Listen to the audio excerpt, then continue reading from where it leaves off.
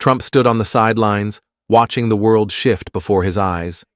In Beijing, leaders from China, Russia, and North Korea gathered in a show of unity that Washington could no longer ignore. It was a picture of power, a meeting that deliberately left America out.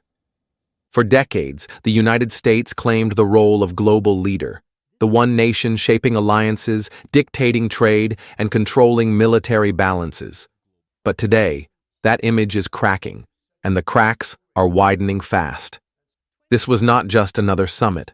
Putin, Kim Jong-un, and Xi Jinping stood shoulder to shoulder, signaling that the old order, built on American dominance, is giving way to something new. The United States, once the center of every major negotiation, now watches from a distance as its rivals redraw the map of power in Asia. Trump's frustration was obvious. This was the man who once boasted of personal friendships with world leaders, the self-proclaimed dealmaker who said only he could bring rivals to the table. Yet here they were, forming alliances without him, trading resources, building military strength, and plotting strategies that no longer required Washington's approval. The message was clear. The era of U.S. control is fading, and the world is preparing for a future beyond American leadership. When Beijing rolled out its victory parade, it was more than a celebration. It was a direct message to the world. China unveiled its most advanced weapons, submarine-launched nuclear missiles, swarms of AI-powered drones, mobile missile launchers, and columns of armored vehicles stretching for miles.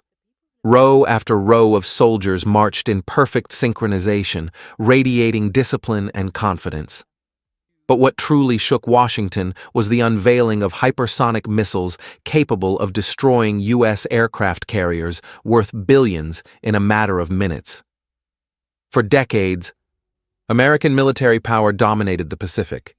U.S. bases from Guam to South Korea were considered untouchable, its naval fleets the ultimate symbol of strength. But China's new arsenal changes the game.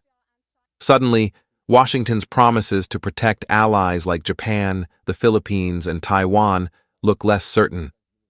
Every new missile system unveiled in Beijing casts doubt on America's ability to maintain its military edge. And this isn't just about hardware, it's about strategy. China is signaling that the days of U.S. military supremacy in Asia are over. Each demonstration of power erodes the old security guarantees that shaped the region since World War II. The balance is shifting, fast. Washington now faces a rival willing to challenge its dominance openly, and the risks of confrontation are higher than ever. For decades, Washington believed economic sanctions were the ultimate weapon. Cut off a nation from global markets, block its banks, restrict its trade, and sooner or later, its economy would collapse. That was the strategy used against North Korea, Iran, Russia, any nation defying U.S. interests. But in recent years, that weapon has begun to lose its power. And the reason can be summed up in one word: China. Take North Korea, for example. On paper, it was isolated by some of the toughest sanctions ever imposed.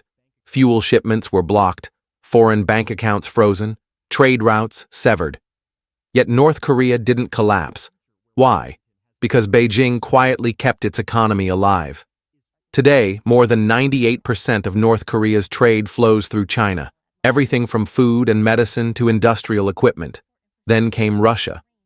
When the US and Europe unleashed massive sanctions after the Ukraine invasion, Western economists predicted disaster.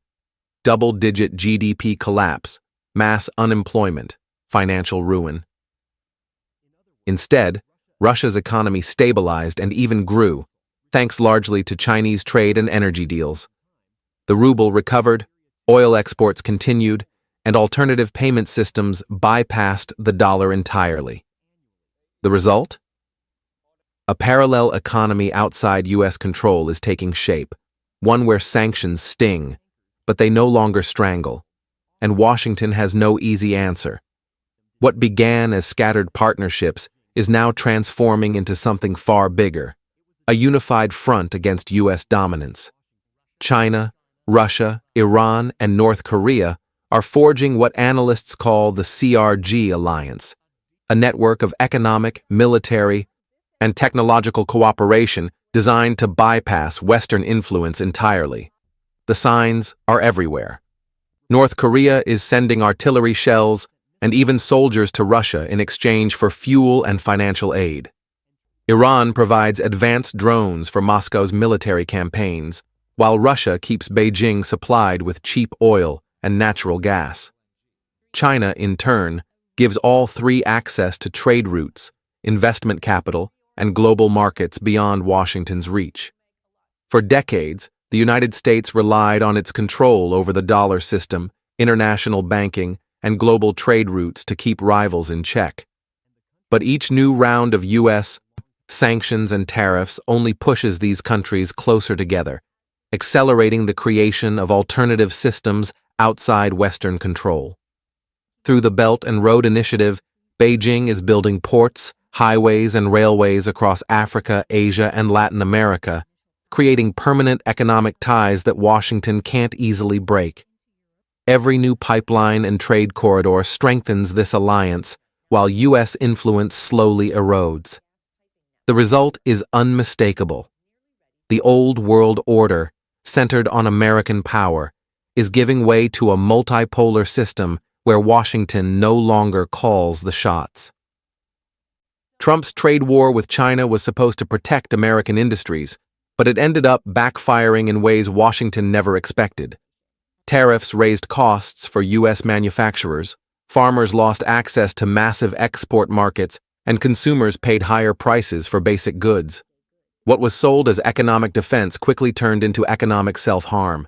Instead of weakening China, American policies pushed Beijing to accelerate new alliances, new trade routes, and new financial systems beyond U.S. control.